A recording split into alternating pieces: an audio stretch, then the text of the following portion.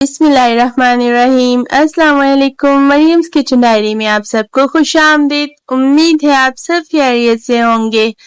आज मैं आपके साथ बहुत ही मजेदार मटन कढ़ाई की रेसिपी शेयर कर रही हूँ। चाहे दावत हो या वीकेंड हो, ये हर घर में बनाई जाती है। आज हम इस मजेदार से मटन कढ़ाई को अपने स्टाइल में बनाएंगे, तो आपने ये रेसिपी कंप्लीट देखनी है। वीडियो अच्छी लगे तो लाइक जरूर कीजिएगा। तो चलिए फिर इस मनपसंद और मजेदार सी मटन कढ़ाई की रेसिपी बनाना स्टार्ट करते हैं। बिस्मिल्लाहिर्रहमानिर्रहीम। यहाँ पर एक कढ़ाई के अंदर आपने 1 कप ऑयल का डाल देना है और इसके अंदर आपने साबुत मसाले डालने हैं। 1 से 2 मिनट आपने इसको फ्राई करना है। फिर आपने इसके अंदर 2 टेबलस्पून लहसुन और अदरक का पेस्ट डाल देना है। 2 मिनट के लिए आपने इसको यहाँ पर फ्राई करना है। अभी यहाँ पर 2 किलो मटन का गोश्त ले लिया है। रान का गोश्त है और रान के गोश्त की कढ़ाई बहुत मजे की बनती है। अब गोश्त को आपने ऑयल के अंदर डालना है और इसको अब तेज आंच के ऊपर आपने 3 से 4 मिनट के लिए फ्राई करना है। कढ़ाई बनाने के डिफरेंट तरीके होते हैं, लेकिन इस तरीके से कढ़ाई बहुत ही जायकेदार बनती है। तो ये देखिए, इसको 4 से 5 मिनट हो गए तकरीबन इसको फ्राई करते हुए।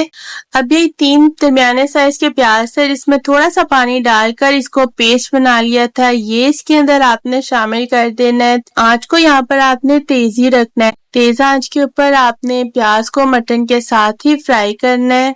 5 मिनट हो गए हैं तकरीबन इसको भूनते हुए। अब इसके अंदर 125 ग्राम टमाटर लेकर उसको भी थोड़ा सा पानी डालकर पेस्ट बना लिया था, वो इसके अंदर शामिल कर दिया है।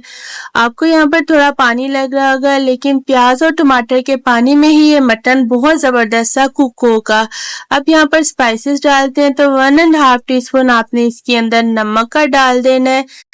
1 टीस्पून इसके अंदर chilli flakes, 1.5 teaspoon red chilli powder आपने डालनी है, 1/2 टीस्पून इसके अंदर हल्दी का। 1 पैकेट यहाँ पर हम कढ़ाई गोश्त मसाला यूज कर रहे हैं, वो डालने के बाद अब आपने स्पाइसेस को यहाँ पर मिक्स कर देना है। तो आप देख सकते हैं यहाँ पर पानी प्याज का भी निकल आया, टमाटरों का भी पानी है और मटन का खुद का भी इतना पानी निकल आएगा। इसमें हम कोई एक्स्ट्रा पानी नहीं डालेंगे। स्पाइसेस जिस वक्त मिक्स हो जाए तो फिर आपने इसे कवर करके हल्की आंच के ऊपर तकरीबन 45 to 50 मिनट्स के लिए पकाना है।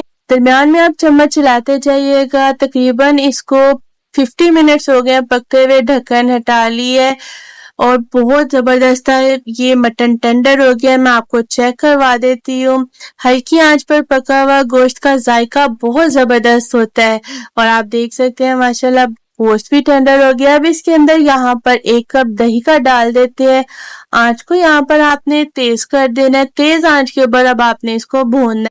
यहाँ पर हमें ग्रेवी चाहिए, तो इसको अब भूनने के बाद आपने आंच हल्की कर देनी है। इसके अंदर 1.5 टीस्पून पिसा हुआ गरम मसाला डाल दें। चॉप किया हुआ इसके अंदर हरा धनिया थोड़ा सा डाल दें। स्लाइस की हुई इसके अंदर अदरक डाल दें और चॉप की हुई इसके अंदर आपने हरी मिर्चें शामिल कर देनी है। ये हस्बे जरूरत आपने इस्तेमाल करनी है। अब आपने इसको कवर करके तकरीबन 10 मिनट के लिए हल्की आंच के ऊपर रख देना है ताकि ऑयल ऊपर आ जाए। 10 मिनट के बाद आपने इसको चेक कर लेना है, ऑयल ऊपर आ गया है। इतनी ही ग्रेवी हमें चाहिए थी जितनी इसके अंदर है। थोड़ी ग्रेवी हो तो गरम गरम नान के साथ ये बहुत मजे की लगती है। तो अब आंच को आपने यहाँ पर बंद कर देना है और फिर अब हम इसको सर्व करके आपको दिखाते हैं। आप देख सकते हैं माशाल्लाह कलर भी बहुत खूबसूरत है। मीट भी इसका फुल टेंडर हुआ है, जायका भी एकदम परफेक्ट है। गरम गरम नान के साथ इसका मजा दुबाला हो जाएगा। तो जल्दी से आप ये मजेदार सी रेसिपी ट्राई कीजिए और कमेंट्स में मुझे बताइए कि आपको ये रेसिपी कैसी लगी है।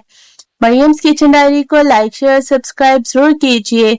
इंशाल्लाह फिर मिलेंगे एक नई बहुत मजेदार और जायकेदार रेसिपी के साथ। दुआ में याद रखिए और मुझे दीजिए इजाजत। अल्लाह हाफिज।